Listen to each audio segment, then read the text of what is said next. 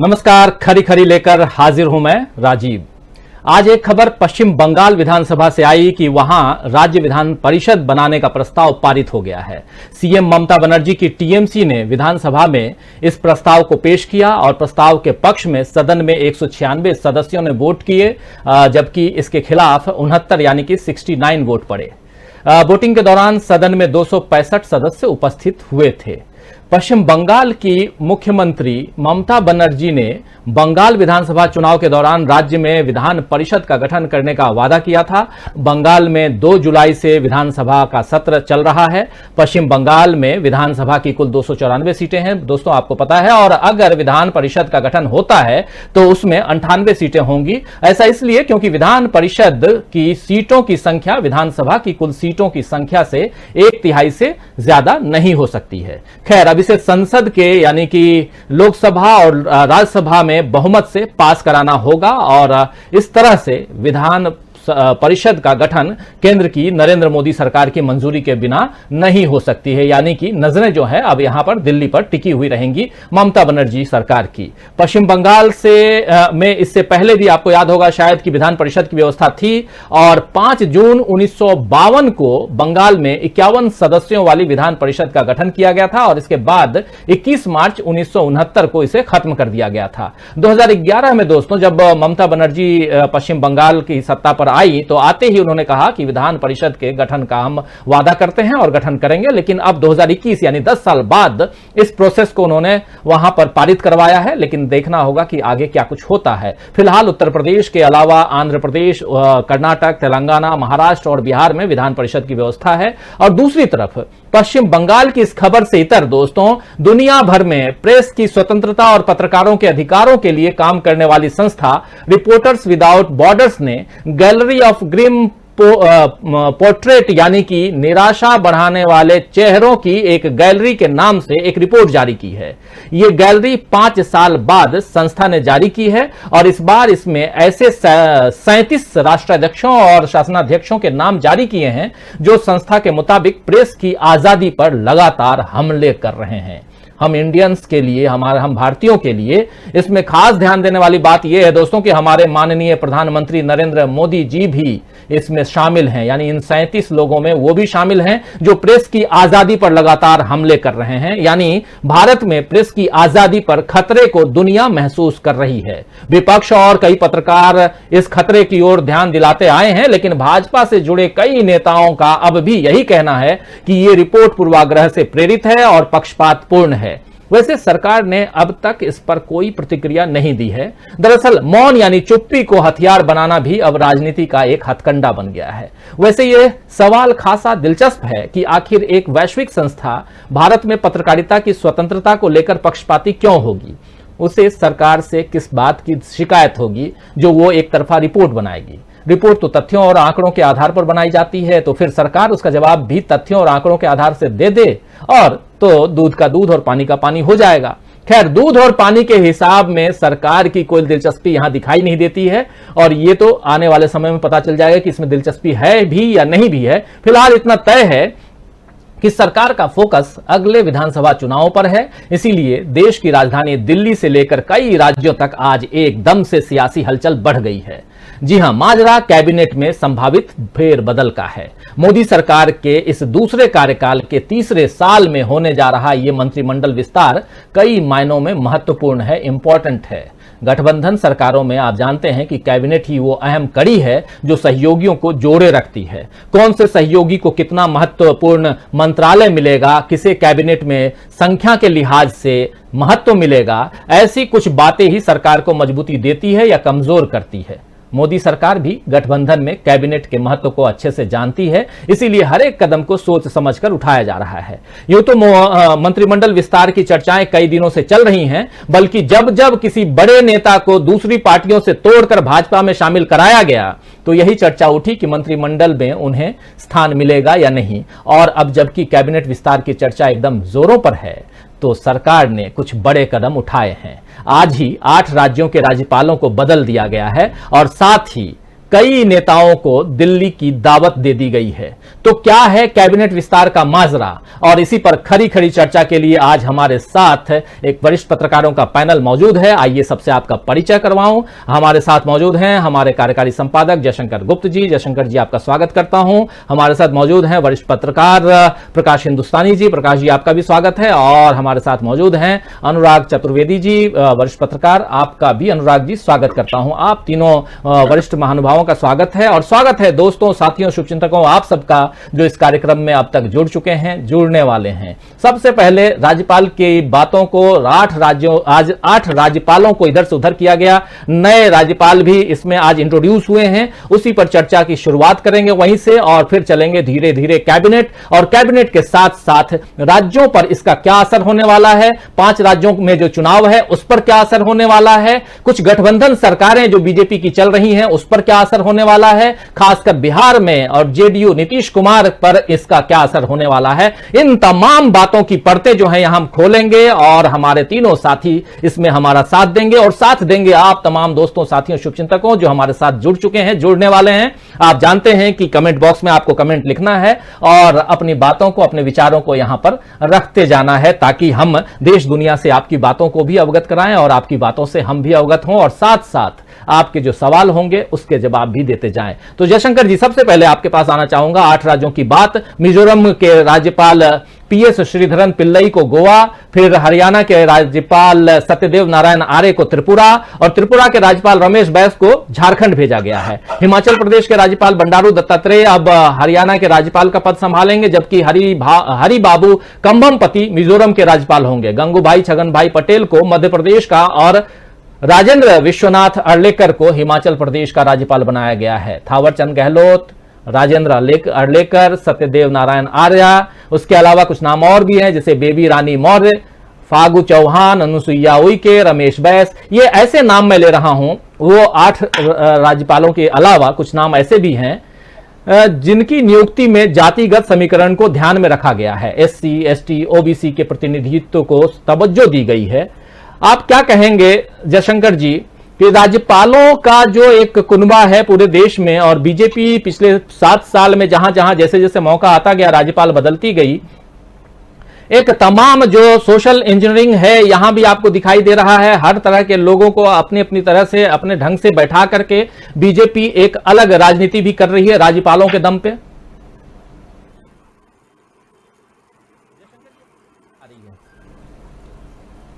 जयशंकर जी, आप अगर मेरी आवाज आ रही हो तो आप अनम्यूट कर लीजिए।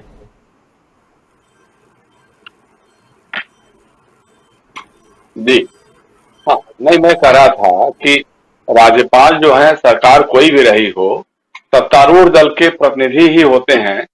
लेकिन जिस तरह से अभी हाल के वर्षों में, हाल के दिनों में हो रहा है, वो संवैधानिक ढांचे से ज्यादा वो पार्टी के प्रतिनिधि ही नजर आ रहे हैं। मतलब पार्टी के होते हैं, उनको नॉमिनेट किया जाता है, उनकी संवैधानिक योग्यताओं के बारे में विचार किया जाता है, ताकि राज्य में किसी तरह का संवैधानिक संकट न आने पाए, अगर आए तो फिर उसके केंद्र का जो हस्तक्षेप बढ़े उसके लिए वो काम कर सकें। लेकिन अभी के माहौल में जो हो रहा है, खासतौर से जिस तरह से पश्चिम बंगाल के राज्यपाल की जो भूमिका है उसको देखते हुए, कि राज्यपाल भी अब पार्टी के जो प्रदेश के प्रभारी होते हैं उससे अधिक उनकी भूमिका नहीं रह गई है, और जहां वो नहीं इस भूमिका को निभा पाते हैं तो उनको ताश के पत्ते की तरह से इधर से उधर फेंका जाता है। जैसे सत्यपाल मलिक हैं, सत्यपाल मलिक को कभी जम्मू कश्मीर में रखा गया, फिर वहां से गोवा भेज, फिर कहां से कहां भेज दिया गया, तो इस तरह से होता रहा है। या रमेश बैस जी हैं, रमेश बैस जी चूंकि ठीक से इस लाइन को टो नहीं कर पाते हैं जो ये लोग चाहते हैं उस हिसाब से, तो उनको अब वहां से हटा करके यहाँ भेजा गया। लेकिन असल बात यह है कि थावरचंद गहलोत वो लगातार 2014 से लेकर के अभी तक मोदी मंत्रिमंडल या मोदी मंत्रिपरिषद का दलित चेहरा रहे हैं। वो पार्टी के संसदीय बोर्ड में भी उनको जगह मिलती रही है, बराबर रहते रहे, चुनाव समिति हो या संसदीय बोर्ड हो, उसमें भी उनका प्रतिनिधित्व रहता है। तो उनको हटा करके यहाँ से मंत्रिपरिषद से, मंत्रिमंडल से जो राज्यपाल बनाया गया है, तो उसके मायने ये लगाए जा रहे हैं कि शायद मध्य प्रदेश से ज्योतिरादित्य सिंधिया को मंत्री बनाना होगा, राज्य सरकार, केंद्र सरकार में शामिल करना होगा, इसलिए कैबिनेट की सीट खाली कराई गई है। हो सकता है ऐसा। तो लेकिन वही है, जैसा आपने कहा कि सामाजिक समीकरण का जो ताना बाना सुनने की बात है कि अब राज्यपालों के जरिए भी अगर राजनीति होगी कि राज्यपाल हम इस जाति का देंगे तो उसके हिसाब से फिर उस प्रदेश में या संबद्ध अलग अगल बगल के जो प्रदेश होंगे उसमें हमारे चुनावी फायदा होगा, चुनावी लाभ मिलेगा। तो ये तो फिर दुर्भाग्यपूर्ण कहा जा सकता है, लेकिन है, अब हो रहा है। जैसे फागू चौहान है, बिहार में है, वो हमारे यहाँ उत्तर प्रदेश, पूर्वी उत्तर प्रदेश में खासतौर से बिहार के भी एक बड़े भूभाग में है नोनिया लोग, जिनको चौहान भी कहते हैं। तो उन लोगों की अति पिछड़ी जाति से होते हैं ये, इनको बना दिया। या कुशवाहा कोई कुशवाहा है, मौर्य, बेबी रानी मौर्य है, उनको उत्तराखंड में बना दिया गया। अब उत्तर प्रदेश में कोयली कुशवाहा लोगों की तादाद अच्छी खासी है, और हालांकि वैसे भी उनके साथ है, समीकरण का है, लेकिन जिस तरह से केशव प्रसाद मौर्य की हालत कर दी गई है उत्तर प्रदेश सरकार में, और स्वामी प्रसाद मौर्य भी वहां बहुत ज्यादा ये नहीं पाए जा रहे हैं, सुरक्षित नहीं महसूस कर रहे हैं, तो उसको लेकर के थोड़ी नाराजगी का भाव तो था। तो इसलिए चूंकि बेबी रानी मौर्य पहले से ही उत्तराखंड की गवर्नर बनाई गई है, उनको तो अभी छेड़ा भी नहीं गया, चूंकि चुनाव है अगल बगल के राज्यों में भी, तो इसलिए है। लेकिन बाकी राज्यों में भी आप ठीक कर रहे हैं कि एक सामाजिक समीकरण को साधने की कोशिश की गई है। लेकिन अभी तक तो यही रहता था कि भाई संगठन में या सरकार में आप प्रतिनिधित्व दे करके तमाम जातियों को उसके हिसाब से एक सामाजिक ताना बाना, सामाजिक समीकरण बनाते थे। लेकिन अब राज्यपालों के जरिए भी ये काम होगा, ये नई शुरुआत कर दी है मोदी जी ने, तो चलिए ठीक है। साथ अनुराग जी आपके पास आना चाहूंगा कि हालांकि कैबिनेट रिसफल की बात चल रही है, उसकी पूरी तैयारी हो चुकी है और अभी तक आधिकारिक सूचना नहीं है, लेकिन कहा जा रहा है कि परसों रिसफल की खबर, मतलब कल या आज रात तक या कल तक खबर आ जाएगी और परसों रिसफल होगा। इस पर हम चर्चा करेंगे, लेकिन उससे पहले राज्यपालों के नाम पर अगर हम लोग देखें, जिस पर अभी जयशंकर जी से भी मैं सवाल ले रहा था, आंसर ले रहा था कि आखिर क्या सामाजिक समीकरण को, सोशल इंजीनियरिंग को के फॉर्मूले को यहां भी लागू कर रही है बीजेपी अलग अलग ढंग से, अलग अलग, चाहे वो एससी हो, एसटी हो, ओबीसी हो, तमाम जातिगत आधार को, समीकरण को साधने की कोशिश बीजेपी की यहां भी दिखाई दे रही है। क्या कहेंगे ओवरऑल इस पूरे, क्योंकि राज्यपाल का पद जो होता है राजनीति से ऊपर उठकर होता है, वैसे में अगर ऐसे समीकरणों को साधने की कोशिश है तो क्या एक यहां भी हम राजनीति की बू हमें दिखाई दे रही है, उसकी जो है एक अलग तरह को, उस बू को महसूस किया जा रहा है, क्या किया जा सकता है, क्या कहेंगे अनुराग जी? मुझे लगता है कि भारतीय जनता पार्टी जो है वो अभी भी मंडल राजनीति का एक बहुत, वो उसने शिफ्ट किया है। वो जो पहले कमंडल की राजनीति करती थी, और अभी देखिए कि वो मंडल, जो कि अभी तक जो पार्टियां थी, जो जनता पार्टी के कई जो टुकड़े हुए हैं, तो उनकी जो स्पेस है उसको वो राज्यपाल के जरिए लेना चाहते। दूसरा, इसमें कई संविधान की भी कई प्रावधानों का वो ये तोड़ रहे हैं। जैसे संविधान में राज्यपालों के ट्रांसफर का कोई ऐसा प्रावधान नहीं है, और जिस तरीके से बार बार उनकी तबादले किए जा रहे हैं, उनको एक राजनेता की तरह उनका आचरण हो रहा है।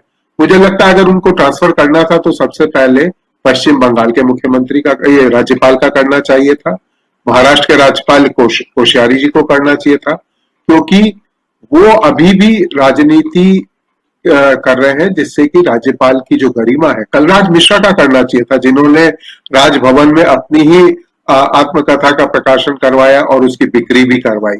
तो इसमें जो नैतिकता या जो मूल्यगत राजनीति थी वो नहीं है। और मैं ऐसा मानता हूं कि मोदी मंत्रिमंडल में इन जो भी मंत्री भी शामिल किए जा रहे हैं, इनकी कोई कीमत नहीं है। ये कोई वहां 2 या 2.5, जैसा अरुण शौरी जी कहते थे, ये 2.5 लोगों का मंत्रिमंडल है। तो प्रधानमंत्री, गृह मंत्री, और 2.5 में वो कुछ, आधे में वो कुछ नौकरशाहों को मानते थे। तो ये केवल गुलदस्तों की तरह या सरकारी खर्चों पर मौज मस्ती करने वालों लोगों का नाम होगा, क्योंकि मुझे ऐसा नहीं लगता कि किसी में भी ऐसा नीतिगत ऐसा कोई निर्णय किसी भी मंत्री ने पिछले वर्षों में लिया। यहाँ तक कि केंद्रीय विद्यालय के जो से संबंधित जो या शिक्षा मंत्री जो थे, जब सीबीएसई की परीक्षा होगी या ना होगी, इसका भी निर्णय प्रधानमंत्री कर रहे हैं, और जो शिक्षा मंत्री हैं उनको कोविड के रूप में अस्पताल में भर्ती हो जाना पड़ रहा है।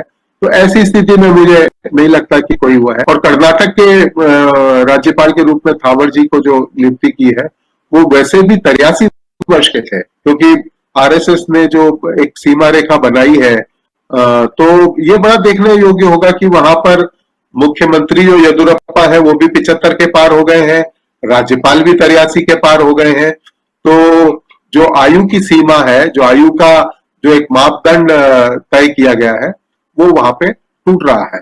इसके अलावा सबसे ज्यादा मुझे एक और भी लगा कि जो चुनाव आयोग में जो हमारे अरोड़ा जी थे, जिन्होंने की काफी पक्षपात किया था और जिनको कहा गया था कि वो गोवा के राज्यपाल बनने वाले हैं, तो गोवा के राज्यपाल तो कोई और बना दिए गए हैं। और ये जो राज्यपालों की भी जो नियुक्तियां हुई है, उनमें आप देखिए कि मणिपुर का और केरल में 2 मुस्लिम राज्यपाल भी हैं, आरिफ मोहम्मद खान और नजमा हेपतुल्ला। तो ये बहुत सुदूर के, और जहां पे कि बस्तियां भी जो है अगर आप देखें तो बहुत ज्यादा अल्पसंख्यक भी है। तो इसमें जैसे जयशंकर जी ने कहा कि एक समीकरण एक बनाया गया है, लेकिन मुझे ऐसा लगता है कि मोदी जी जो है वह मंडल राजनीति के मसीहा खुद बन रहे हैं, और ये मंडल राजनीति का ही एक्सटेंशन है। इसको मैं ये बहुत माइक्रो लेवल पे जाके कि किसके नोनिया के कितने वोट हैं, इसलिए फग्गू चौहान कुछ कर देंगे या राष्ट्रपति की कानपुर यात्रा होगी तो उससे दलित वोट वो हो जाएगा, वो नहीं। इसको अगर हम एक बड़े फ्रेम में देखेंगे तो अब जो राजनीति का जो पुरस्कार या जो उसको दिया जा रहा है, वो भी या तो मंडल की राजनीति होगी, या फिर उत्तर प्रदेश में जैसे देखिए कि ब्राह्मण लोग नाराज हैं तो रीता बहुगुणा को ले लिया जाएगा। तो ये, और दूसरा एक और भी मुझे लगता है कि ये जो बहुत सारे कयास जो लगाए जाते हैं, जो हम लोग पुराने मंत्रिमंडल का जो विस्तार होता था उसको मापदंड मान के ऐसे कयास लगाते थे। तो इस बार जो कई बार ये भी कहा जाता था कि जो मोदी मंत्रिमंडल होता है उसमें आउट ऑफ द बॉक्स भी बहुत लोग भाग लिए जाते हैं, लेकिन इस बार लगता है कि आउट ऑफ बॉक्स नहीं, वो वेरी इन बॉक्स ही लिए जाएंगे। और उनके बारे में जो जैसे नीतीश कुमार जी ने कहा है कि जो पिछली बार हो गया था हो गया, आप तो जो माननीय प्रधानमंत्री जो तय करेंगे उसको मैं मान लूंगा। तो जब कोई विरोध नहीं है, जब कोई हर आदमी अपनी सत्ता में भागीदारी चाह रहा है, और जो उनके सहयोगी दल थे वो सब उनको छोड़ चुके हैं, शिवसेना, अकाली दल, और ये छोड़ना भी अभी ये भी एक संशय है कि ये छोड़े भी हैं या वापस से भी जुड़ जाएंगे। लेकिन मैं एक बात जरूर कहूंगा कि अगर नारायण राणे को मंत्रिमंडल में लिया जाता है तो फिर शिवसेना भाजपा की दोस्ती, जिसका कि को बहुत सारे पत्रकार जिसका कि आकलन कर रहे थे, वो नहीं होगी। क्योंकि अगर नारायण राणे को मंत्री बनाया जाता है तो उद्धव ठाकरे से शिवसेना की जो और भाजपा की जो दोस्ती थी वो पहले ही देवेंद्र फडणवीस के कारण उसमें कटुता थी, और राणे के आने के बाद तो ये बिल्कुल ही टूट जाएगी। तो ये लोग वो कयास लगा रहे थे कि अकाली दल भी वापस से भाजपा के साथ आ जाएगा, शिवसेना भी भाजपा के साथ आ जाएगी, और ये हुआ भी है क्योंकि दल भी टूट के वापस से उनके साथ आया है। तो भारतीय जनता पार्टी अपने सहयोगियों के प्रति बहुत उदार है, उनके साथ में बहुत अच्छा व्यवहार भी करती है, लेकिन अब के लगता है कि नारायण राणे को अगर उन्होंने लिया तो ये एक पूरी खाई जो है बहुत बड़ी हो जाएगी। जी। और इसी सवाल के साथ कि 2 सहयोगी दल जो इनके हैं, एक शिवसेना है और दूसरा शिरोमणि अकाली दल है। प्रकाश हिंदुस्तानी जी, आपके पास आना चाहूंगा। शिरोमणि अकाली दल अभी कुछ दिनों पहले किसान आंदोलन के कारण कैबिनेट से बाहर, हरसिमरत कौर जी मिनिस्टर का पद छोड़ चुकी हैं, उसके बाद इन लोगों का गठबंधन टूट चुका है, अब पंजाब में चुनाव भी है, और दूसरा सहयोगी शिवसेना है जो ऑलरेडी बाहर हो चुका है और महाविकास आघाड़ी बना करके कांग्रेस और एनसीपी के साथ महाराष्ट्र में सरकार बना चुका है, और उस पर वो लोग अमल कर रहे हैं अभी तक। हालांकि जैसे अभी बता भी रहे थे अनुराग जी की बीच बीच में खबरें आ रही थी कि दोनों के बीच दोस्ती, यानी कि बीजेपी और शिवसेना के बीच दोस्ती बढ़ रही है, और लेकिन नारायण राणे को अगर मंत्रिमंडल में लाते हैं तो इसका मतलब कहीं ना कहीं है कि वो दोस्ती अभी भी उतनी मजबूत नहीं हुई है, उस कदम दोनों के कदम उतने आगे नहीं बढ़े हैं कि कुछ मिल करके सरकार बनाए। क्या आपको लगता है प्रकाश जी कि इन दोनों की कमी, अभी जो विस्तार कैबिनेट विस्तार कर रहे हैं, हम अब खुलकर कैबिनेट विस्तार पे बात करेंगे और उसी की तरफ बढ़ रहे हैं, हालांकि उसको इंट्रोड्यूस कर दिया है हमारे साथी अनुराग चतुर्वेदी जी ने, और अब उनकी बातों को ही आगे बढ़ाते हुए कि कैबिनेट विस्तार में जब इन दोनों अभी विस्तार किया जाएगा तो आपको लगता है कि शिरोमणि अकाली दल और शिवसेना, एक तो इनकी कमी खलेगी क्या, एक तो ये बात, दूसरी बात सहयोगियों को तवज्जो देने की जहां तक बात अभी कर भी रहे थे अनुराग जी, आपको लगता है कि पिछले खासकर दूसरे चरण का जो इनका रहा है जिसमें 303 यानी 303 सीटें खुद बीजेपी लेकर आई और उसके बाद बिल्कुल बल्ले बल्ले वाले अंदाज में अपने कैबिनेट, आज की तारीख में मात्र एक आदमी है, एक मंत्रिमंडल में एक सदस्य ऐसा है जो किसी दूसरी पार्टी का है, वरना सारे इनके ही लोग हैं अभी तक। क्या अपने दूसरे सहयोगी दलों को, एक तो जो 2 सहयोगी हैं वो बाहर हो चुके हैं और उसके अलावा जो बचे हुए हैं उनको इतनी तवज्जो बीजेपी की तरफ से मिलने की उम्मीद जता सकते हैं क्या? देखिए, बीजेपी यहां पर एकाधिकारवादी पार्टी है, जहां सत्ता की साझेदारी का सवाल होता है, वे अपनी बात पे अड़े रहते हैं।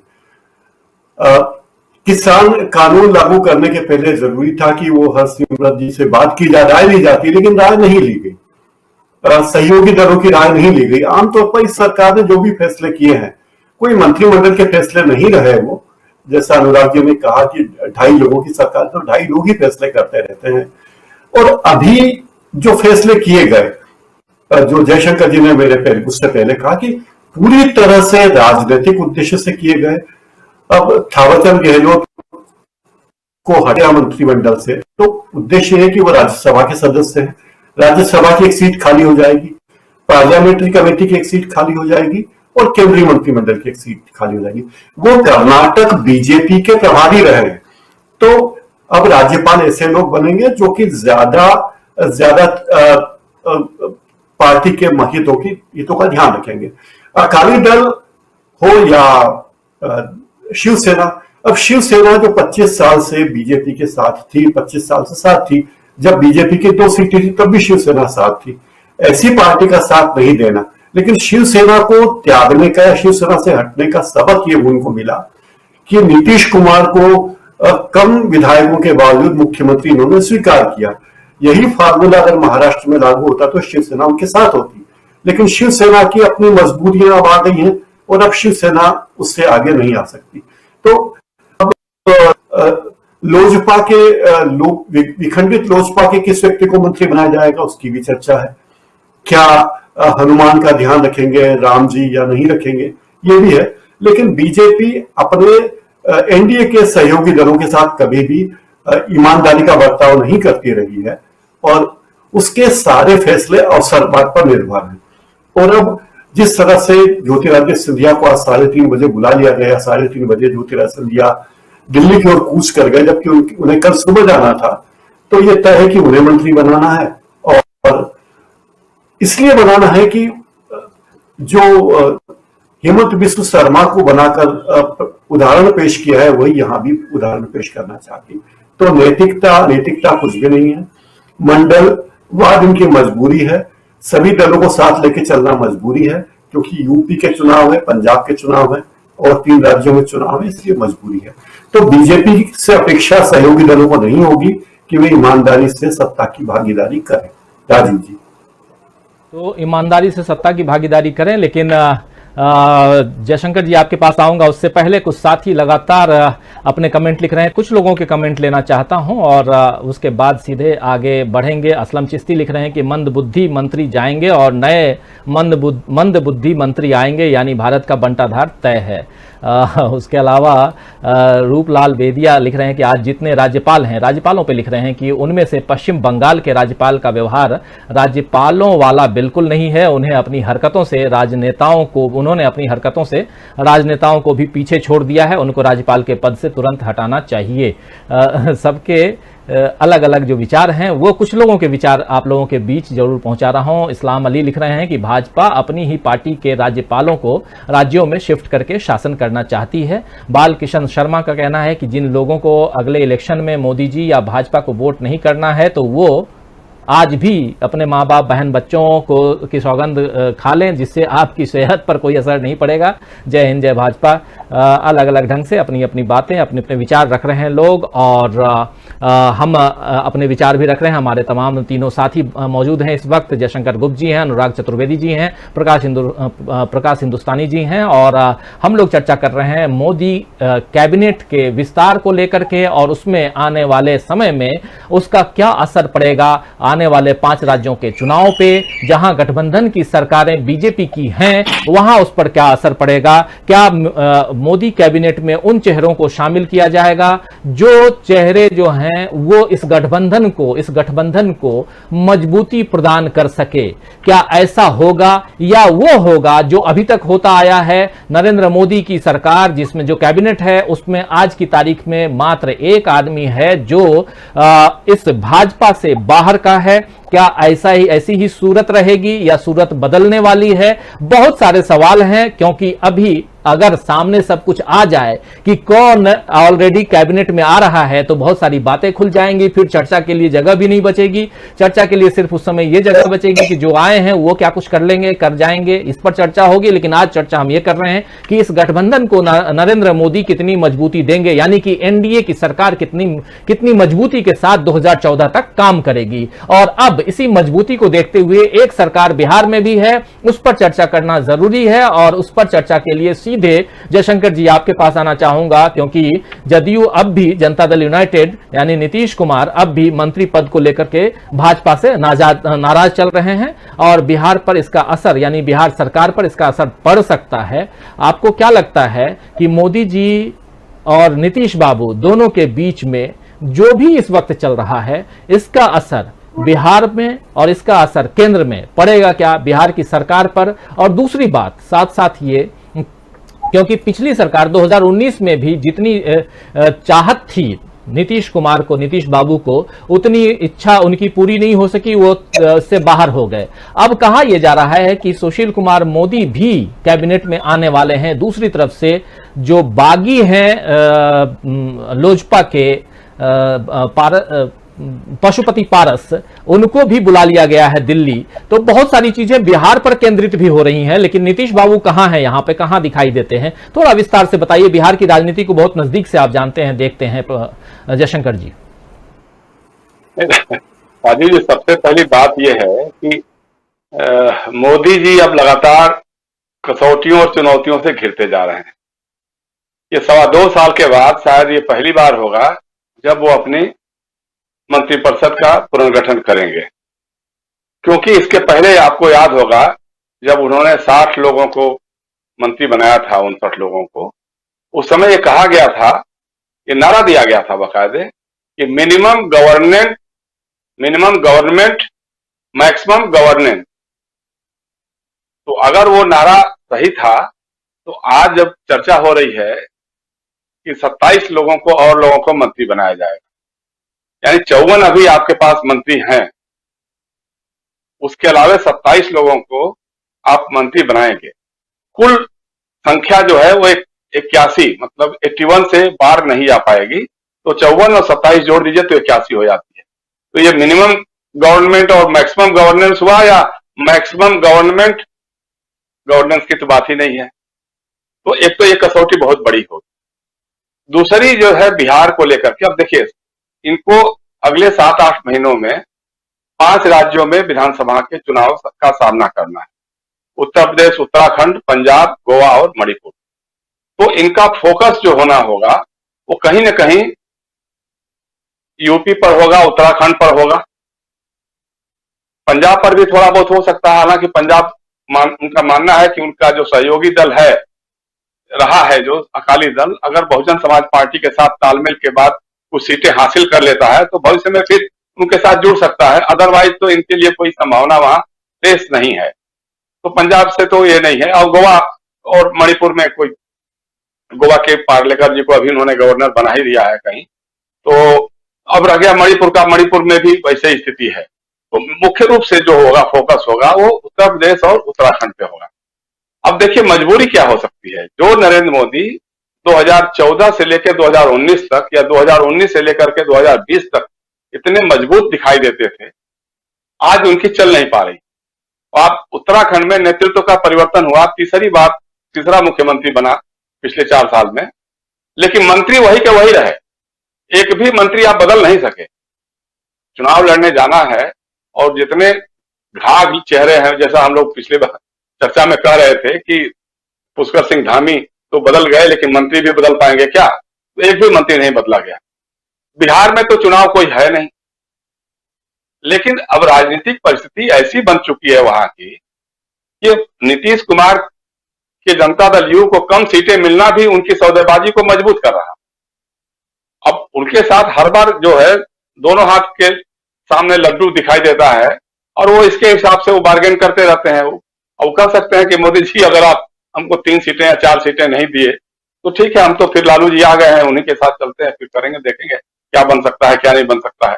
तो बंगाल हारने के बाद बिहार हाथ से निकल जाए या उत्तर प्रदेश और उत्तराखंड हाथ से चला जाए, ये मोदी जी के लिए सबसे बड़ी चुनौती है। तो इसलिए वो इस बात को भी मानने के लिए मेरे ख्याल से राजी हो गए हैं कि मेरे ख्याल से 4 तो नहीं, लेकिन हो सकता है कि 3 सीटें दे दे मंत्रिपरिषद में। अब उसके बाद अभी देखिए आपके बिहार से 5 मंत्री हैं, आरके सिंह जी हैं, रविशंकर प्रसाद हैं, गिरिराज जी हैं, अश्विनी चौबे हैं, नित्यानंद राय हैं। 5 मंत्री तो पहले से हैं। सुशील मोदी को उप मुख्यमंत्री नहीं बनने दिया गया, या कह करके कि उनको केंद्र में मंत्री बनाया जाएगा, तो 6ठे मंत्री वो हो जाएंगे। या तो 5 में से किसी को हटाया जाए और तब सुशील मोदी को एकोमोडेट किया जाए। फिर उसके अलावे अगर 3 मंत्री और हो जाएंगे जनता दल यू के कोटे से, फिर जैसा आप बता रहे थे कि लोक जनशक्ति पार्टी में, क्योंकि नीतीश कुमार की बार्गेनिंग ही है ये, कि नीतीश कुमार ने साफ कह दिया है कि हनुमान और विभीषण की बात हम नहीं जानते हैं, तो अगर चिराग पासवान और लोजपा के वो वाली लोजपा आपके साथ रहेगी तो फिर हम लोग नहीं रह पाएंगे। तो इस हालत में फिर नरेंद्र मोदी और अमित शाह के पास और कोई विकल्प नहीं है, इसीलिए शायद पशुपति पारस को बुलाया गया होगा और उन्होंने कुर्ता उर्ता सुना कि नया बनवा लिया, बनवा रहे थे कल पटना में, तो हो सकता है कि उनको भी शपथ दिलाई जा सके। तो कुल मिलाकर के अगर देखा जाएगा तो 5 पहले से थे, मोदी जी 6 हो जाएंगे, 3 ये हो जाएंगे, 9 हो जाएंगे और 1 10, तो मतलब पूरा मंत्रिपरिषद का जो एक बहुत बड़ा हिस्सा तो बिहार से ही हो जाएगा। फिर बाकी राज्यों को कैसे आप एकोमोडेट करेंगे? तो ये भी एक बड़ी चुनौती है, ये भी कैसे एकोमोडेट करते हैं, कैसा समीकरण बनाते हैं, ये देखना होगा। अब असम से जैसे मुख्यमंत्री थे सर्बानंद सोनोवाल, तो उनको वहां से हटाया गया, उनकी जगह हेमंत बिश्व शर्मा को बनाया गया, कांग्रेस से जो गए थे वहां पे। तो अब सर्बानंद सोनोवाल को भी एकोमोडेट करना ही पड़ेगा यहाँ पे। ज्योतिरादित्य सिंधिया हर 6 महीने में शेरवानी और वो सूट तैयार करते रहते हैं कि भाई अब शायद मौका मिल जाएगा, अब शायद मौका मिल जाएगा। इस बार सुना है कि फाइनली उनको महाकाल का दर्शन कर रहे थे तो उनको बाहर निकलते उनको फोन पे बुलावा मिल गया, तो एक तो उनको बनाएंगे ही बनाएंगे। उसके अलावा बहुत चेहरे हैं। अब उत्तर प्रदेश की राजनीति के मद्देनजर अनुप्रिया पटेल हैं, वो काफी लंबे समय से मंत्री बनने के लिए व्याकुल भारत बनी हुई है। और मतलब आप सोचिए कि मतलब 2.5 साल तक वो इंतजार करते रहे लोग और उनको मौका नहीं मिला, आज मौका मिलने वाला है। तो इसलिए कि वो क्योंकि उत्तर प्रदेश में कुर्मी वोटों में उनका जो थोड़ा बहुत भी बचा खुचा असर होगा, तो उसको भारतीय जनता पार्टी अपने साथ ग्रैब करना चाहती है। अब थावर चंद गहलोत की जो सीट खाली होगी राज्यसभा की, अब वो सीट पे जितिन प्रसाद को लाएंगे, उनको भी मंत्रिपरिषद में शामिल करेंगे या किसी और को मौका मिलेगा, ये भी देखने वाली बात है। तो कुल मिलाकर के जो कवायद है ये पूरी जो कवायद होने वाली है वो उत्तर प्रदेश के चुनाव को ध्यान में रख करके ज्यादा कारगर होगी। या फिर अगर बिहार में कोई बड़ा खेल होने वाला होगा या फिर मध्य प्रदेश में भी कुछ बड़ा बदलाव होने की बात होगी, तो उसको मद्देनजर रख करके भी हो सकती है बातें। लेकिन सबसे बड़ी बात वही है कि जो आप कहते रहे हैं मिनिमम गवर्नमेंट मैक्सिमम गवर्नेंस, वो नारा किस हद तक रहेगा अगर ये 27 और नए मंत्री बन जाते हैं तो?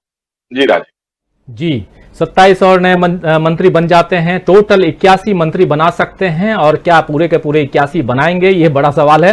और सवाल ये भी है, सीधे अनुराग जी आपके पास आना चाहूंगा कि 2022 की शुरुआत में हम देखें तो 5 राज्यों के विधानसभा चुनाव है, जैसा अभी जयशंकर जी बता भी रहे थे, जिसमें उत्तर प्रदेश है, उत्तराखंड है, पंजाब है, मणिपुर है और गोवा है। और उसके बाद साल के आखिर में हिमाचल प्रदेश और गुजरात में भी विधानसभा चुनाव होने हैं। तो इस प्रकार कई सारे इस बीच एक देख लीजिए, ये खबर आ गई कि कल शाम 5:30 बजे होगा मंत्रिमंडल का विस्तार। ये ब्रेकिंग देखिए, कल शाम 5:30 से 6 के बीच, मतलब आधे घंटे तक चलेगा मंत्रिमंडल का विस्तार। ये ब्रेकिंग हम आपको दे रहे हैं दोस्तों। लगभग 20 मंत्री मोदी सरकार में शामिल होंगे और कई नए चेहरों को जगह मिलेगी। शाम 5:30 बजे मंत्रिमंडल का विस्तार होगा। यह खबर ब्रेकिंग हम आपको दे रहे हैं। 5:30 से 6 के बीच तक यह चलेगा शपथ ग्रहण का समारोह, यानी आधे घंटे का शपथ ग्रहण समारोह। और 20 मंत्री जो हैं मोदी सरकार में हो सकते हैं शामिल, लगभग 20 मंत्री शामिल हो सकते हैं। कई नए चेहरों को मिलेगी मोदी सरकार में जगह। तो ये कल शाम, यानी कि कल 7 तारीख को शाम 5:30 बजे मंत्रिमंडल का विस्तार हो रहा है। कल शाम 5:30 बजे मंत्रिमंडल का विस्तार हो रहा है। ये ब्रेकिंग अभी आपको दिखा रहे थे। और अभी चर्चा करते करते इसी दौरान जो हम लोग कह रहे थे अभी कि थोड़ी देर हो सकता है कि आज रात तक पता चले, लेकिन ये अभी पता चल गया है। आपके सामने ये है खबर कि कल शाम 5:30 बजे मोदी कैबिनेट का विस्तार हो रहा है। 5:30 से 6 बजे तक का समय है, आधे घंटे का समय। कहा जा रहा है कि शायद 20 मंत्री, ये सूत्रों के आधार पर खबर है कि 20 मंत्री हो सकते हैं शामिल और कई नए चेहरे हो सकते हैं। लेकिन सीधे सवाल लेकर के आ रहा हूं अनुराग चतुर्वेदी जी आपके पास कि जब 5 राज्यों में चुनाव है और उसके बाद हिमाचल प्रदेश और गुजरात में भी इसी साल विधानसभा के चुनाव होने हैं, तो फिर बीजेपी और संघ वाले दोनों जानते हैं कि इन राज्यों में फतह हासिल करने के बाद ही 2024 का रास्ता आसान होगा। तो मंत्रिमंडल विस्तार में इसका असर किस तरह दिखाई दे सकता है, इस पर थोड़ी सी चर्चा मैं चाहूंगा आपसे करूं, क्योंकि ये ऐसे राज्य हैं, 7 राज्य जो बहुत ही महत्वपूर्ण है 2024 के लिए। और ठीक 2 साल बाद 2024 आ जाएगा। आपको क्या लगता है कि एक ऐसा मौका है मोदी के लिए, मोदी सरकार के लिए, कैबिनेट विस्तार के लिए कि इन 7 राज्यों को ज्यादा से ज्यादा तवज्जो दिया जाए और ज्यादा से ज्यादा इस पर फोकस किया जाए?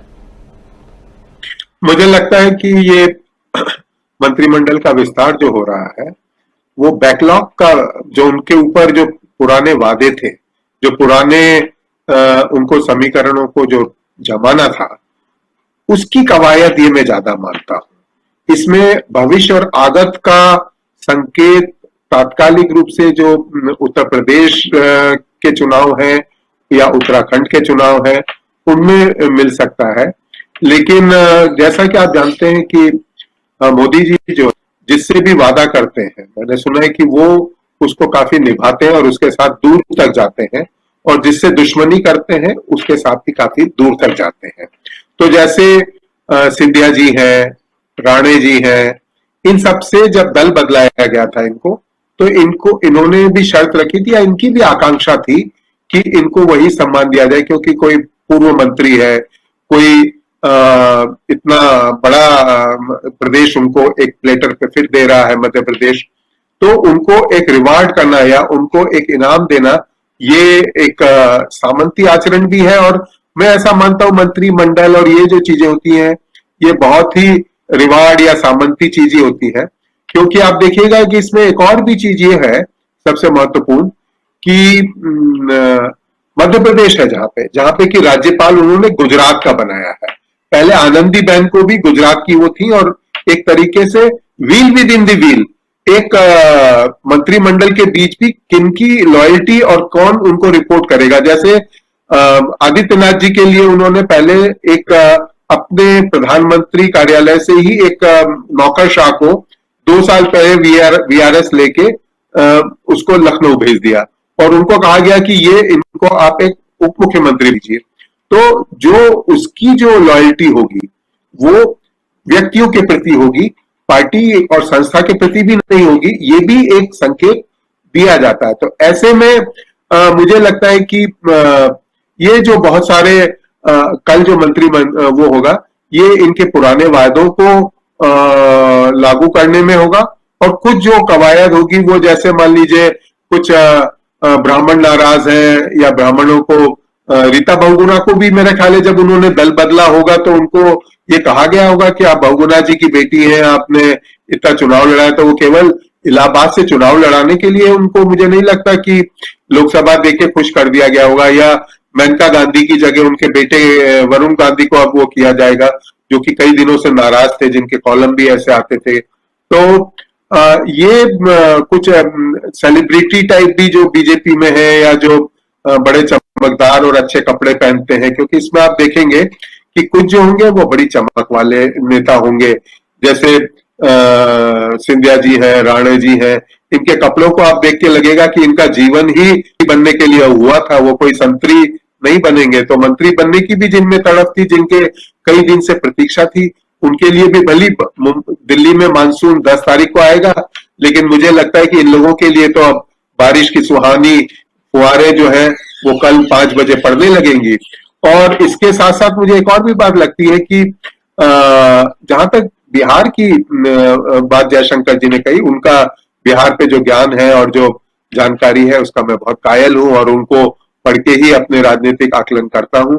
लेकिन मुझे ऐसा लगता है कि बिहार में जिस तरीके से भाजपा और नरेंद्र मोदी फंस गए लगते हैं, क्योंकि उनको जिस सहजता से बिहार को वो की राजनीति वो कर रहे थे, तो इसमें अब काफी जो लोक जनशक्ति पार्टी है, क्योंकि लोग जो है वो चिराग पासवान के साथ में कल जब उन्होंने रामविलास जी की का जयंती मनाई, तो उसमें उनको बड़ा जन समर्थन मिला है। और बिहार में आप देखते हैं कि बिहार बड़ा उथल पुथल वाला राज्य है। तो ये अभी जहां पे लग रहा है कि बड़ी शांति है, या एक तंत्र से हम लोग राज चला रहे हैं, या आप देखिए कि उत्तर प्रदेश में भी जिस तरीके से शासन चल रहा है, जिस तरीके से पत्रकारों को या सोशल मीडिया पे जो लिखने वाले हैं उनकी वाणी स्वतंत्रता को सीमित कर दिया गया है। तो ऐसे में अभी कई जो चीजें जमीन के अंदर चल रही हैं उनका आकलन करना थोड़ा कठिन है। लेकिन मंत्रिमंडल का विस्तार या सत्ता में जो भागीदारी है, अब जैसे मुझे नहीं लगता कि रामदास अठावले का कोई दलित राजनीति में या कोई महाराष्ट्र की राजनीति में बहुत बड़ा स्थान है, या राणे कोई कोंकण में आके बहुत बड़ा बदलाव ला देंगे। लेकिन ये उनसे पुराने वादे हैं, एक सिंबॉलिज्म भी है, एक ऑप्टिक्स भी है, तो उसको ये देने की कला है।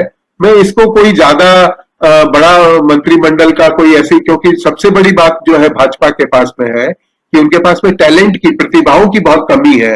जैसे निर्मला जी है, या इनको बाहर से जयशंकर जी को लेके, अपने वाले नहीं, जो जयशंकर विदेश मंत्री जो है उनको लेके आना पड़ा। तो ये मुझे लगता है कि भाजपा में अगर प्रतिभाएं आती हैं तो देश को भी कुछ उनका लाभ मिलेगा। तो ये सबसे बड़ी देखने की बात है, क्योंकि कल जैसे मैं देख रहा हूं कि हमारे चित्तौड़ से एक सीपी जोशी साहब को भी का भी नाम चल रहा है, जो कि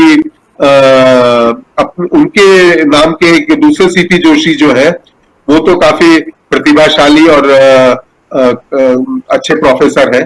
तो इसका मतलब ये हो रहा है कि इसमें out of the box Rajasthan में जैसे गजेंद्र सिंह शेखावत है या अर्जुन मेघवाल हैं, जिन्होंने काफी वसुंधरा जी को नाराज कर दिया है, तो वहां पे भी एक संतुलन की राजनीति भी भारतीय जनता पार्टी करना चाहती है, क्योंकि वहां पे भी अब थोड़ा थोड़ा विद्रोह की, और क्योंकि जब सत्ता कमजोर होती है, जैसे जयशंकर जी ने कहा कि 2.5 साल में पहली बार ऐसा हुआ है कि मोदी जी थोड़े कमजोर लग रहे हैं, तो जब कमजोर होती है तो उन्होंने सबको एक साथ बिठा के एक पंचायत में बिठाना पड़ता है। तो ये एक सबको बिठाने की कवायद भी हो सकती है।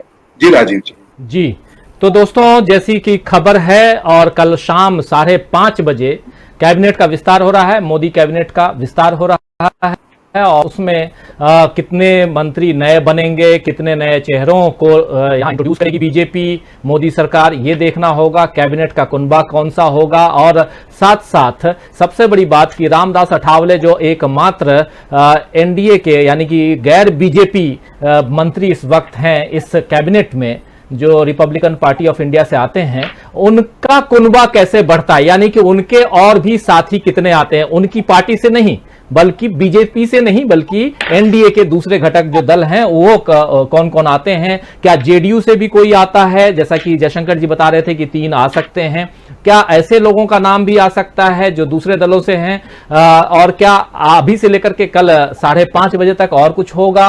क्या शिवसेना और बीजेपी की जो दोस्ती की खबरें पिछले दिनों आ रही थी, वो दोस्ती और परवान चढ़ेगी, ये भी देखना होगा। क्या अकाली दल जो है, शिरोमणि अकाली दल, वो भी साथ आएगा? बहुत सारी बातें हैं। हालांकि ये सारी बातें ऐसी हैं, एक तो शिवसेना ऑलरेडी सरकार में है और एनसीपी और कांग्रेस के साथ महाराष्ट्र में, और उसका आना कहीं से अभी संभव नहीं दिखाई दे रहा है। दूसरी तरफ शिरोमणि अकाली दल है जो ऑलरेडी किसान आंदोलन के कारण अपने आप को पीछे कर चुका है और बहुत ही मजबूती के साथ पंजाब चुनाव अपने दम पर और साथ में बसपा के साथ गठबंधन करके लड़ रहा है शिरोमणि अकाली दल। तो वो क्यों आएंगे? लेकिन बहुत सारे ऐसे पार्टियां, ऐसे लोग हैं, जैसे उत्तर प्रदेश है, बहुत इंपॉर्टेंट है, जहां अपना दल के की जो मुखिया हैं वो उनके साथ आती हैं कि नहीं आती हैं। बहुत कुछ है देखने के लिए, कहने के लिए, लेकिन एक नाम इसमें और बहुत महत्वपूर्ण है। और शुरुआत में जब मैं बात कर रहा था और खासकर ये कह रहा था कि जब जब बड़े बड़े नेताओं को बीजेपी तोड़कर लाई तो सबकी निगाह, सबकी नजरें टिकी हुई थी कि इसे कौन सा मंत्रिमंडल मिलेगा। एक नाम पिछले 2 साल से काफी चर्चा में रहा है और वो नाम है ज्योतिरादित्य सिंधिया का। क्या ज्योतिरादित्य सिंधिया, जिन्हें बुला लिया गया है, कहा गया कि जब वो महाकाल का दर्शन करने गए तो एक महाकौल उनके पास आया, इसी की चर्चा चल रही है, और महाकौल दिल्ली से आया, दर्शन छोड़ करके भागे। उसके बाद दर्शन तो किया उन्होंने, उसके बाद उनका कार्यक्रम शायद इंदौर में था, हमारे साथी प्रकाश हिंदुस्तानी जी बहुत अच्छे से बताएंगे, और वो सीधे भागे दिल्ली पहुंचे हैं। और अब उम्मीद यही जताई जा रही है कि बिल्कुल जो लिबास से जो पहचाना जाता है कुछ चेहरा, जैसा कि अनुराग चतुर्वेदी जी बता रहे थे, उस लिबास में कल क्या दिखाई देंगे ज्योतिरादित्य सिंधिया। सीधे प्रकाश जी आपके पास आना चाहूंगा और ज्योतिरादित्य सिंधिया को लेकर के मध्य प्रदेश में क्या चर्चा है और आज जो घटनाक्रम है उस पर मैं जानना चाहता हूं, समझना चाहता हूं। और खासकर एक बड़ा समय उन्होंने दिया है और कई बार ऐसी भी खबरें आई कि मायूसी में वो हैं और सुने ऐसे भी गए कि इससे अच्छा था कि कांग्रेस में चुपचाप बैठे हुए थे और वहां इज्जत ज्यादा थी। जी हाँ राजीव जी, ज्योतिरादित्य सिंधिया जब से बीजेपी में आए थे तब से ये आशा थी कि वे केंद्र में मंत्री बनेंगे। पहले राज्य मंत्री रह चुके हैं केंद्र में, तो अनुभव भी उन्हें है ही। लेकिन जब से वे आए हैं लगातार मंत्रिमंडल का विस्तार टलता जा रहा है कि अब होगा। और कांग्रेस के लोग उनका मजाक उड़ाने लगे थे कि भाई वापस आ जाओ, क्या फायदा है। अब उन्होंने 3 दिन का कार्यक्रम मालवा क्षेत्र का बनाया था, दौरे का। उज्जैन, कभी ग्वालियर की सिंधिया रियासत का हिस्सा हुआ करता था, तो उज्जैन भी उसका हिस्सा है। उज्जैन, मंदसौर, रतलाम, सब इलाके में वो घूम रहे थे। और इस बार उनके आने पे अखबारों में बड़े बड़े विज्ञापन छापे गए इस आशा में कि ज्योतिरादित्य सिंधिया मंत्री बनने वाले हैं ही। कई लोग जो उनके छोटे मोटे चेले थे वो बड़े चेले के रूप में आए, उन्होंने उनको बहुत प्रचारित किया कि सिंधिया जी आ रहे हैं, महाराज आ रहे हैं। वो वापस महाराज हो गए और आज रात तक उनके कई कार्यक्रम इंदौर में थे, लेकिन एकाएक उन्हें कॉल आया और 3:30 बजे उनकी रवानगी आज दोपहर को हो गई दिल्ली के लिए। ये आशा थी कि ज्योतिरादित्य सिंधिया को बनाने के लिए अगर नरेंद्र मोदी को किसी मंत्री को ड्रॉप करना हो तो ड्रॉप भी किया जा सकता है। इस तरह की चर्चाएं भी रही। मध्य प्रदेश से 4 मंत्री थे, फग्गन सिंह कुलस्ते भी थे, थावरचंद गहलोत, प्रहलाद सिंह पटेल और नरेंद्र सिंह तोमर। तो यह कहा जा रहा है कि अगर ज्योतिरादित्य सिंधिया को मंत्री बनाने के लिए किसी मंत्री को हटाना हुआ मध्य प्रदेश के, तो वो फैसला भी मोदी कर सकते हैं। लेकिन ज्योतिरादित्य सिंधिया के लिए बड़ी पशुपश थी। जब से राज्यसभा में गए उनके सारे शिष्यों को, उनके भक्त मंडली को, उनके जो राजा के जो होते हैं, जो उन्हें भक्त बोलते हैं, वो कहते थे कि अब मंत्री बनने वाले हैं, अब जाके मंत्री बनेंगे कल, ऐसी संभावना है। तो ज्योतिरादित्य सिंधिया के लिए बड़ा चुनावी फैसला है, महत्वपूर्ण फैसला है। और उन्हें ये लगता है और उनके कई साथियों को ये लगता है, वो कह चुके हैं कि हम लंबे समय के लिए राजनीति में आ रहे हैं और कांग्रेस में रहते हुए हमारे लिए राज्यसभा में जाना भी बड़ी चुनौती बन गई थी। तो अब वे संतुष्ट हैं। ज्योतिरादित्य सिंधिया राजनीति में क्या करेंगे, मुझे ये लगता है कि अगर बंगाल चुनाव नहीं होता तो सिंधिया और मंत्रिमंडल का विस्तार पहले हो चुका होता। लेकिन बंगाल चुनाव के लिए रुके रहे मोदी और शाह की जोड़ी रुकी रही कि मंत्रिमंडल विस्तार नहीं करते हैं, बंगाल के चुनाव के नतीजे आ जाते हैं। बंगाल के चुनाव के नतीजों ने उन्हें निराश किया। और चूंकि सरकार की आदत है मोदी सरकार की कि हर चीज को हर बात में नारा देते हैं और नारे के साथ ही वो कोई ना कोई माहौल बनाते हैं। तो तो उन्हें लगा कि बंगाल चुनाव की हार और कोविड-19 का जो विस्फोट रहा, लोगों की मृत्यु हुई, तो अब जाके मंत्रिमंडल का विस्तार अगर करते हैं तो चर्चा के विषय हट जाएंगे, लोगों का ध्यान हटेगा और अलग अलग राज्यों से फिर एक एक दो भी मंत्री बनते हैं तो चर्चा का विषय बदलेगा, ये उन्हें लगता है। उत्तर प्रदेश का चुनाव, पंजाब का चुनाव तो है ही, उत्तराखंड का चुनाव उनके निगाह में है ही, और उसके बाद आने वाले चुनाव भी निगाह में। लेकिन मुझे लगता है कि ज्योतिरादित्य सिंधिया के लिए बड़ी इंतजार की घड़ी रही। इतना इंतजार उन्होंने जिंदगी में शायद कभी किया नहीं होगा, लेकिन अब वो इंतजार के बाद मंत्री बनने वाले हैं। अब एक और बात है कि कई जो पत्ते फेंटे जाने वाले, उसमें कई मंत्रियों के विभागों का बदलाव भी होने वाला है, ऐसी चर्चा है। तो अब क्या विभाग मिलता है ज्योतिरादित्य सिंधिया को, स्वतंत्र प्रभार मिलता है या कैबिनेट मंत्री बनते हैं, यही चर्चा है राजीव जी। जी, तो बहुत सारी बातें हैं ज्योतिरादित्य सिंधिया को लेकर के, और क्या विभाग मिलता है, क्या मनमोहन सिंह की कैबिनेट में जब वो मंत्री थे तो उन्हें राज्य मंत्री का दर्जा था, क्या राज्य मंत्री से ऊपर उठ करके आते हैं कैबिनेट मिनिस्टर बनते हैं, ये भी देखना होगा। तो ज्योतिरादित्य सिंधिया के लिए कल का दिन काफी महत्वपूर्ण है। और लेकिन उसके अलावा कुछ नाम और भी हैं। जयशंकर जी, आपके पास आना चाहूंगा। मुख्यमंत्री, जो पूर्व मुख्यमंत्री असम के सर्बानंद सोनोवाल, उनके बारे में अभी चर्चा हम कर भी रहे थे, थोड़ी देर पहले आपने भी नाम लिया था।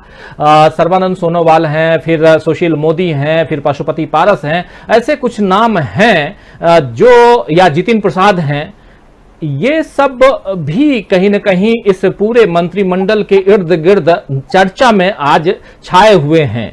सर्बानंद सोनोवाल चूंकि 5 साल रहे और उनके नाम पर बीजेपी चुनाव असम में नहीं लड़ी, लेकिन चूंकि अगर देखा जाता है, रिपोर्ट कार्ड देखा जाए और जीत करके कोई पार्टी दोबारा आती है तो रिपोर्ट कार्ड के आधार पे ये तो एक शाबाशी तो मिलती है, सर्बानंद सोनोवाल को मिलती है कि हाँ फिर से उनकी सरकार आ गई बीजेपी की असम में, लेकिन वो सीएम की कुर्सी पर नहीं रह पाए। और अब कहा जा रहा है कि शायद उन्हें कैबिनेट में जगह दी जाएगी। और एक दो नाम ऐसा आता है जयशंकर जी, एक नाम जो अभी उत्तर प्रदेश में है मुख्यमंत्री योगी आदित्यनाथ का, और दूसरा नाम हिमंता बिस्वा शर्मा का आता है, जो कहीं ना कहीं केंद्र की सरकार और खासकर मोदी और अमित शाह की जोड़ी को झुकाने में कामयाब साबित होते हुए यहां दिखाई दे रही है। ये दोनों जोड़ी, उधर दोनों जोड़ियों को, दिल्ली में बैठी हुई दो जोड़ियों को, ये दोनों मुख्यमंत्री, एक जो मुख्यमंत्री अभी बन गया और दूसरे मुख्यमंत्री जो पहले से 5 साल पहले, 4.5 साल पहले सत्ता छीन करके आए थे। क्या कहेंगे ओवरऑल? एक तरफ सर्बानंद सोनोवाल को लाना, दूसरी तरफ हिमंता बिस्वा शर्मा को उस कुर्सी पर बैठाना, और उसके बाद इधर, क्योंकि ये एक तार में जोड़ने की कोशिश, ट्रायंगुलर तार जोड़ने की कोशिश कर रहा हूं, थोड़ा व्याख्या चाहूंगा आपसे कि इसका असर कैबिनेट पर और इसका असर आने वाले चुनाव पर। आसाम में चुनाव नहीं है, लेकिन एक मैसेज देने की कोशिश और इससे एक नई रेखा खींचने की भी कोशिश हो रही है कि चलिए कल को जब अगर हम आपको हटाते हैं तो फिर आपके लिए कोई जगह हम सुरक्षित कर सकते हैं, रख सकते हैं। लेकिन साथ साथ उत्तराखंड को देखें तो वहां तो 4 साल में 3 और पिछले 4 महीने में कहें तो 3 मुख्यमंत्री बदल गए। क्या कहेंगे ओवरऑल? थोड़ा सा घुमावदार बातें हैं, कुछ अलग अलग बातें हैं, लेकिन जोड़ने की कोशिश जरा कीजिए। नहीं, देखिए, जैसा भी अनुराग भी बता रहे थे कि मोदी जी वादे निभाते हैं, किसी के साथ वादे करते हैं तो उसको निभाते हैं। तो इसी वादे के निभाने की प्रतीक्षा तो दिनेश त्रिवेदी भी कर रहे हैं पश्चिम बंगाल से। तृणमूल कांग्रेस में थे, ममता बनर्जी के काफी करीब थे, और ऐन चुनाव के वक्त उनका साथ छोड़ दिया, उन्होंने बीजेपी में चले गए। उनको लगा कि साहब सरकार बन जाएगी यहाँ पश्चिम बंगाल में, तो सरकार तो नहीं बनी, तो क्या मोदी जी उनको भी उपकृत करेंगे क्या? क्योंकि एक जो राज्यसभा की एक सीट खाली हो रही है थावर चंद गहलोत जी के त्यागपत्र के बाद, तो उस पर जितिन प्रसाद को लेंगे, दिनेश त्रिवेदी को लेंगे या किसी और को लाएंगे, ये देखने वाली बात है। हो सकता है कि एक जो चौंकाने वाली जो प्रवृत्ति है मोदी जी की, तो कुछ एक आध चेहरे ऐसे भी आएंगे जिनके बारे में हम और आप सोच भी नहीं सकते हैं, तो ऐसा भी कुछ हो सकता है। और दूसरा देखिए, हेमंत बिस्व शर्मा जिस ढंग से हाल के वर्षों में उनकी छवि विकसित हुई है उत्तर पूर्व की राजनीति में, वो आज चाहे तो आज मणिपुर की सरकार को गिरा सकते हैं, वो आज चाहे तो आज वो मेघालय की सरकार को गिरा सकते हैं, आज चाहे तो अरुणाचल प्रदेश में सरकार को पलट सकते हैं, और असम की सरकार को जब चाहे तब इधर से उधर भी कर सकते हैं। ये उनमें दमखम है, उनमें एक कौशल है और संसाधन भी उनके पास है, इसमें कोई दो राय नहीं है। और योगी आदित्यनाथ का वही है कि भाई आज मैं देख रहा हूं कि इधर उनकी हिंदू युवा वाहिनी फिर से नई ढंग से सक्रिय होना शुरू हो गई है। पूर्वी उत्तर प्रदेश के कई जिलों से खबर आ रही है कि हिंदू वाहिनी के लोगों की बैठकें हो रही हैं, लोग बैठक कर रहे हैं, मिल रहे हैं, आपस में कर रहे हैं। तो उनका भी ये है, क्लियर है कि भाई अगर आप हमारे शर्तों पे हमको सरकार नहीं चलाने देंगे तो ठीक है, हमारे लिए रास्ता अलग है, ठीक है, हम अपना बैठ जाएंगे, जाके गोरखपुर में कंठी थाम लेंगे, उसमें कौन सी बड़ी बात है। तो उसके चलते ही तो देखिए, सीधी सी जैसे हम लोग चर्चा भी कर रहे थे कि साहब उत्तर प्रदेश में मंत्रिमंडल का विस्तार नहीं हुआ, जबकि जो पूरी कवायद आरएसएस की और बीजेपी के आला कमान की जो हुई थी पिछले महीने में, तो उसका लबोलुआब यही निकला था कि योगी आदित्यनाथ मंत्रिमंडल का पुनर्गठन करेंगे, कुछ नए चेहरों को सामाजिक समीकरण फिट करेंगे, उसमें शामिल करेंगे। लेकिन उन्होंने नहीं किया, उन्होंने कहा कि ठीक है, पहले मोदी जी को कर लेने दीजिए, उसके बाद फिर हम देखेंगे। तो आज वही हो रहा है, मोदी जी करने जा रहे हैं, कल उनका मंत्रिमंडल का विस्तार होगा या पुनर्गठन होगा। कुछ लोग आ भी सकते हैं, मेरे ख्याल से कुछ ऐसे चेहरे हैं। और ज्योतिरादित्य सिंधिया के बारे में पहले से ही प्रचार हो रहा है कि साहब उनको रेलवे मंत्रालय मिल सकता है, रेल मंत्रालय मिल सकता है। हालांकि रेल को बेचने का काम जितनी खूबी के साथ पीयूष गोयल जी कर पा रहे हैं, उतना शायद कर पाएंगे कि नहीं, ज्योतिरादित्य कहना मुश्किल है। हालांकि उनके पिताजी रेल मंत्री रहे हैं और अच्छे रेल मंत्री रहे हैं, लेकिन ज्योतिरादित्य सिंधिया जब ऊर्जा मंत्रालय का काम देख रहे थे केंद्र सरकार में, मनमोहन जी की सरकार में, तो उसमें उनका काम धाम अच्छा था, उनकी पकड़ भी थी, वो अपना एक अच्छे मंत्री के रूप में साबित हो रहे थे। लेकिन इस सरकार में तो सवाल है कि जब नितिन गडकरी जैसे मंत्री की बोलती बंद रहती है, अपने मंत्रालय के बारे में भी कुछ हो जाते हैं, तो फिर इन लोगों की क्या औकात रहेगी। जैसा शुरू में ही कहा ना वो अनुराग है कि साहब इनका अलंकृत होगा, एक अलंकरण के अलावे कार मिल जाएगी, ऑफिस मिल जाएगा, स्टाफ मिल जाएगा। जैसे एक बार बहुत पहले की बात है, ये अपना पश्चिम बंगाल में विधान चंद्र राय थे मुख्यमंत्री, तो उनसे लोगों ने कहा कि साहब हमको ये चाहिए, हमको ये चाहिए। अरे गाड़ी दिए छी, बाड़ी दिए छी, और की चाहो, गाड़ी भी मिल गया तुमको, मकान भी मिल गया, बंगला मिल गया, सब मिल गया, अब इसके अलावा क्या चाहिए तुमको। तो वही आज मोदी जी की हालत है। ठीक है भाई, सरकार का काम तो जैसे 2.5 और 3 लोग ही कर रहे हैं। अमित शाह जी हैं, मोदी जी हैं, उनका पीएमओ है अजीत डोभाल जी हैं, इसके अलावा और तो कुछ करता नहीं। किसी अगर पूछ दीजिए कि आपके मंत्रालय में क्या क्या पीएसयूज हैं, क्या क्या और चीजें हैं, तो वह मालूम होगा। वो अपना एपीएस तक नहीं रख पाते हैं, वो अपने सेक्रेटरी को भी, उनके मंत्रालय का सेक्रेटरी कौन होगा इसको भी तय करेगा, वो आरएसएस करेगा या फिर पीएमओ करेगा, पीएमओ से आएगा। एपीएस जितने होते हैं सब आरएसएस के जो शाखाओं से निकले हुए लोग हैं, वो थोड़ा पढ़े लिखे होते हैं या थोड़ा कहीं और कामों में लगे रहते हैं, तो उन्हीं को बिठाया जाता है। तो ऐसे में कोई भी मंत्री अपने ढंग से काम कर पाएगा, अपने मंत्रालय के बारे में कुछ बोल पाएगा। आज तक इसके पहले जितनी सरकारें रहती रही हैं, मंत्री लोग आते थे, अपने मंत्रालय के बारे में विचार करते थे, अपना प्रेस कॉन्फ्रेंस करते थे, बताते थे कि हमने 1 साल में क्या क्या हमारी उपलब्धियां रही, क्या क्या हमको बजट मिला है, क्या क्या हमने काम किया है। लेकिन पिछले 7 सालों में आपने मुश्किल से किसी मंत्री के बारे में कभी सुना हो कि हाँ उन्होंने अपने मंत्रालय के बारे में कोई चर्चा भी की हो।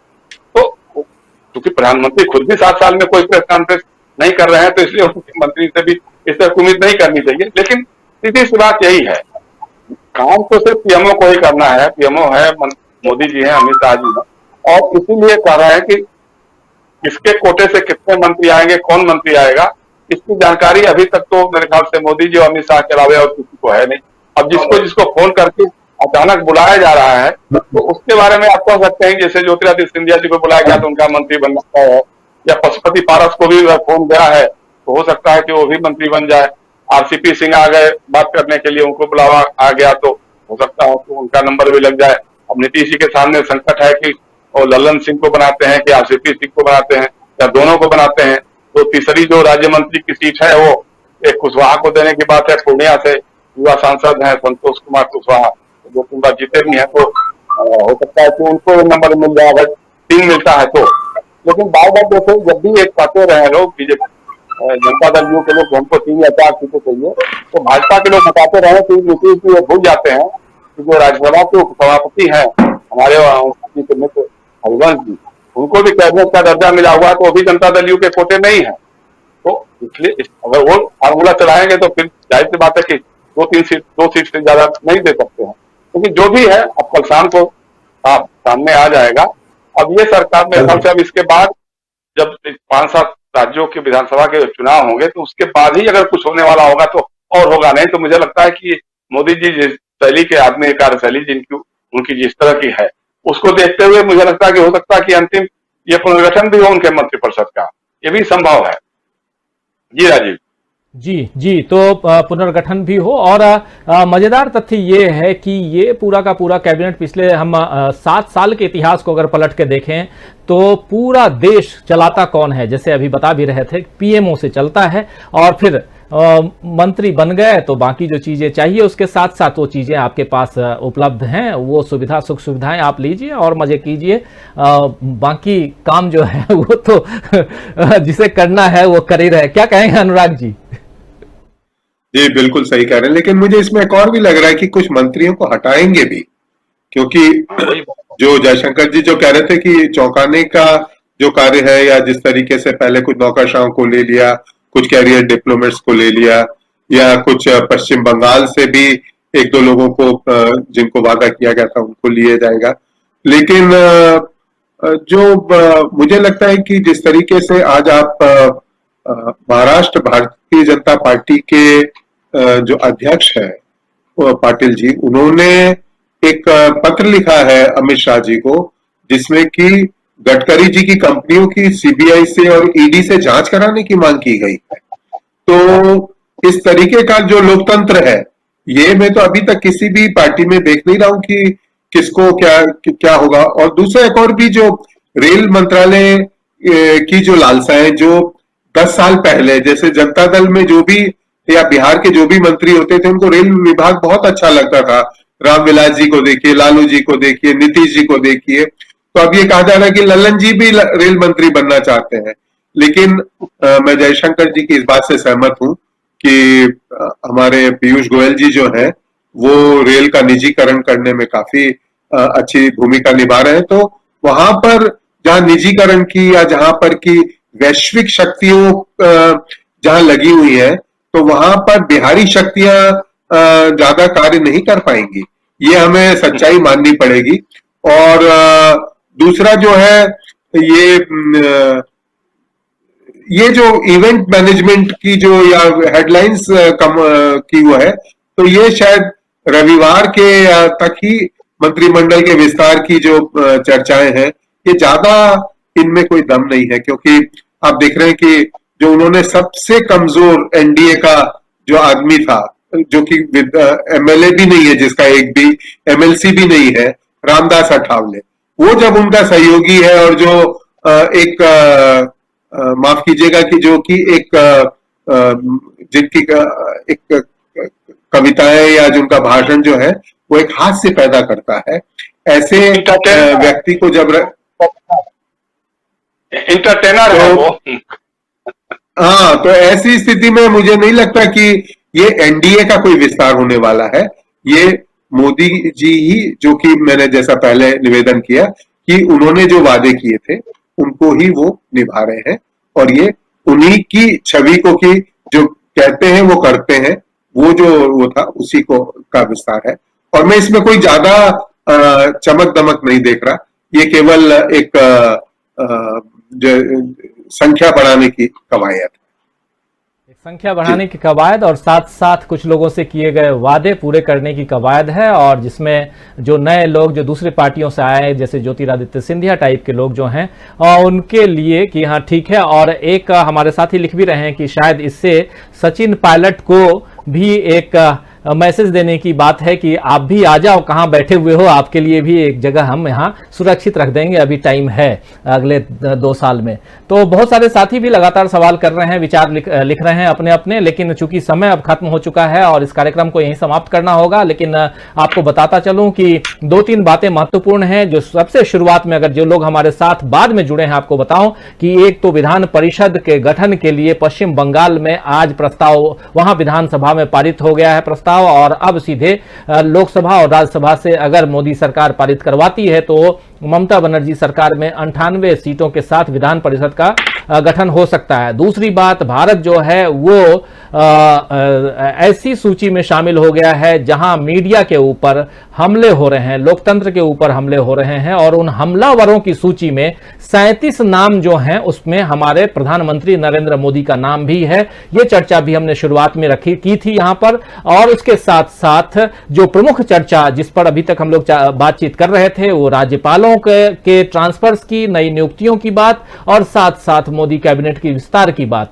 मोदी कैबिनेट के विस्तार में क्या कुछ कुछ होगा। कल शाम 5:30 बजे पर्दा उठ जाएगा। 5:30 से 6 के बीच में मोदी कैबिनेट के रिसफल को लेकर के तमाम बातें आएंगी सामने उस पर, और उसके साथ उन तमाम खबरों के साथ शाम 7 बजे दोस्तों आपके साथ हम हाजिर होंगे, और बहुत सारी खबरें उसके साथ साथ भी होंगी, क्या कुछ है और उसका असर आने वाले चुनाव पर क्या होगा। पश्चिम बंगाल में जो कुछ हुआ वो तो हम देख चुके हैं, लेकिन उत्तर प्रदेश, उत्तराखंड, पंजाब, गोवा और मणिपुर में क्या होगा, और आने वाले समय में जो चुनाव खासकर उसी साल यानी 2022 में गुजरात और हिमाचल में है उस पर क्या असर पड़ेगा, इन सब पर भी चर्चा कल करेंगे। तो बहुत सारी बातें कल होंगी, लेकिन आज हमारे साथ जुड़े हुए रहे हमारे साथ हमारे कार्यकारी संपादक जयशंकर गुप्त जी, वरिष्ठ पत्रकार हमारे साथी अनुराग चतुर्वेदी जी और प्रकाश हिंदुस्तानी जी, आप सभी को बहुत बहुत धन्यवाद देता हूं, तहे दिल से शुक्रिया अदा करता हूं कि आप लोग हमारे साथ जुड़े और तमाम बातों पर अपने विचार रखे। आप लोगों का बहुत धन्यवाद। और दोस्तों बहुत सारे साथी यहां पर जो कमेंट लिख रहे हैं, और कुछ लोगों के कमेंट आप लोगों के सामने रखते हुए इस कार्यक्रम को समापन की ओर ले जाऊंगा। कुंदन बिहारी फनी वीडियो लिख रहे हैं कि मोदी जी के मंत्रिमंडल की विस्तार का मतलब है सर जी महंगाई की रफ्तार और बढ़ेगी। मोदी जी के अंदर डर आ चुका है कि सत्ता से बाहर होने का डर है। मनप्रीत इंडियन फार्मर प्रोटेस्ट लिख रहे हैं कि मोदी किम जोंग उन बन चुके हैं, उन्हें 37 खतरनाक नेताओं की सूची में शामिल किया गया है प्रेस फ्रीडम में। अहमद साफी लिख रहे हैं कि राजीव जी नमस्कार, भागवत ने जो कहा उसका अर्थ यह है कि दिन बद्दर रात न बद्दर चले पुरवाई झब्बर घाक कहे कुछ होनी होई, मुस्लिम और दलित का खून से राजनीति हुई। ये लिख रहे हैं अहमद साफी। सीमा खातून थैंक्स कह रही हैं, बहुत धन्यवाद आपको भी सीमा जी। और असलम चिश्ती लिख रहे हैं कि मंत्रियों के पद भरे जा सकते हैं, लेकिन यूनिवर्सिटी, कॉलेज और स्कूल में अध्यापकों की भर्ती कब होगी। रेलवे, पुलिस और बल रक्षक जवानों, साफ सफाई कर्मचारियों में के भी लाखों पद खाली पड़े हैं। मदीना का मुसाफिर थैंक्स कह रहे हैं, गुड नाइट कह रहे हैं। मोहम्मद तफसील आलम हाय लिख रहे हैं। अनिल लोदीपुरी लिख रहे हैं कि मान्यवर इतिहास साक्षी है कि रामगुप्त के दरबार में हिंजड़े और क्लीव लोग भी ही रहते थे, और झूठेश्वर नाथ बहुरूपिया सेवक के दरबारी भी वैसे ही हैं। अनिल लोदीपुरी जी लिख रहे हैं। मोहम्मद मुबारक हम लेट आए हैं, लेट हो गए हैं लिख रहे हैं। बिल्कुल 7 बजे से ये कार्यक्रम करता हूं दोस्तों, और आप लोग जरूर जुड़िए। और इस कार्यक्रम में हमारी कोशिश ये रहती है कि पूरा एक ऐसा गुलदस्ता लेकर आऊं, एक ऐसा पैकेज लेकर आऊं जहां अगर जिसे आप सुने तो आपको लगे कि हाँ, दिन भर की जो तमाम चीजें हैं वो यहां पर मिल जा रही हैं। इसके अलावा हमारा एक कार्यक्रम और दिन भर की खबरें आती हैं, उसको भी जरूर देखा कीजिए। काफी लोग देखते हैं, काफी लोगों की सराहना मिलती है, जिसमें प्रमुख 7-8 खबरें होती हैं, उसको भी देखा कीजिए, जो इसी समय हम लोग अपलोड करते हैं वीडियो के हिसाब से। और इसलिए शाम 7 बजे हर दिन हमारे साथ जुड़िए, और आप लोगों का प्यार हमारे साथ बना रहे, स्नेह बना रहे, यही हमारी चाहत है, इच्छा है। अरबाज खान है, थैंक्स कह रहे हैं। हसमुद्दीन सलमान कह रहे हैं, सही कहा। असलम कह रहे हैं कि जब नमक 4 रुपए किलो था तब गेहूं 11 रुपए किलो था, अब नमक 20 रुपए किलो है तो गेहूं 17 रुपए। फर्क यह है कि गेहूं किसान उगाता है, नमक उद्योगपतियों का कारोबार है। बिल्कुल सही कह रहे हैं। मोहम्मद तफसील आलम नमस्कार कह रहे हैं। फिर मोहम्मद आरिफ गुड इवनिंग कह रहे हैं। कुंदन बिहारी, राजीव सर जी, धर्म पर वोट मांगने पर सुप्रीम कोर्ट क्यों नहीं रोक लगाता है, ये कह रहे हैं। फिर किरण पाल सिंह भी हमारे साथ हैं। इस्लाम अली हमारे साथ हैं। कल मंत्रिमंडल का खेला होगा लिख रहे हैं। हसमुद्दीन गुड नाइट कह रहे हैं। All friends. मुकेश सिंह कह रहे हैं, मोदी जी के पास जनता के लिए पैसा नहीं है, लेकिन मंत्रियों के खर्चे के लिए है। बहुत ही दुर्भाग्य की बात है। कुंदन बिहारी सर जी, आपसे लाइव प्रसारण में बात करना चाहता हूं, कैसे? लाइव प्रसारण के लिए हमारी व्यवस्था चल रही है कि कुछ लोगों को हम जोड़ पाएं लाइव पे आप लोगों के, और वो कैसे करेंगे, क्या करेंगे, इस पे हम लोग कोशिश कर रहे हैं, और बहुत जल्द उस पर भी हम लोग सफल हो जाएंगे और आप लोगों को पहले से बताएंगे, और उस पर हम आप लोगों को जोड़ेंगे, ये मैं वादा जरूर करता हूं। कुंदन जी, आपको भी जोड़ूंगा, और हमारे बहुत सारे साथी लिखते हैं, और उन सब को भी कोशिश हमारी रहेगी कि हम आप लोगों को बीच बीच में जोड़ें, आप लोगों के विचारों को रखें। लेकिन अभी जो शिवम कुमार लगातार लिख रहे हैं, इनको भी मैं मैसेज करूंगा। लेकिन फिर बाबर साफवी गुड नाइट कह रहे हैं। अरशद महमूद गुड इवनिंग लिख रहे हैं। फिर शाश्वत पाल गुड मॉर्निंग लिख रहे हैं। फिर शाश्वत पाल गुड मॉर्निंग सर लिख रहे हैं। तो तमाम ओम प्रकाश सामर्थ भी हैं जो पपेट नचाने का कल ड्रामा होगा। असलम चिश्ती जरूर कह रहे हैं, असलम जी। और तमाम बनवारी मीना अति उत्तम शुभ संध्या लिख रहे हैं। मदीना का मुसाफिर थैंक्स कह रहे हैं। तो हमारी कोशिश यही है कि कुछ लोगों को आने वाले समय में आप लोगों को भी हम लाइव लेकर के आए, आप लोगों के विचारों को भी हम सुन पाए किसी ऐसे दिन, और ये संभव भी हम जल्दी करेंगे। लेकिन आप हमारे साथ जुड़िए रोज शाम 7 बजे और हम हाजिर होते हैं किसी न किसी एक ऐसी बड़ी खबर के साथ जिस पर हमारे साथ चर्चा में जुड़े रहते हैं कुछ विशेषज्ञ पत्रकारों की टोली होती है, और साथ में टोली होती है आप सबकी जो अपनी बातें अपने विचार रखते हैं। तो आप सबको बहुत बहुत धन्यवाद, बहुत शुक्रिया अदा करता हूं आप लोगों को कि आप लोग जुड़े रहे, अपने अपने विचार रखते रहे। सबको बहुत धन्यवाद। तनवीर आलम भी हमारे साथ जुड़े हैं जो कह रहे हैं मैं कहना चाहूंगा कि सब मिलकर अखिलेश को जिताइए, ये तनवीर का कहना है। और मोहम्मद सबीर अंसारी हेलो लिख रहे हैं। तो तमाम साथियों अब मुझे दीजिए इजाजत और देखते रहिए डीवी लाइव। शुभ रात्रि, गुड नाइट, सब बखैर।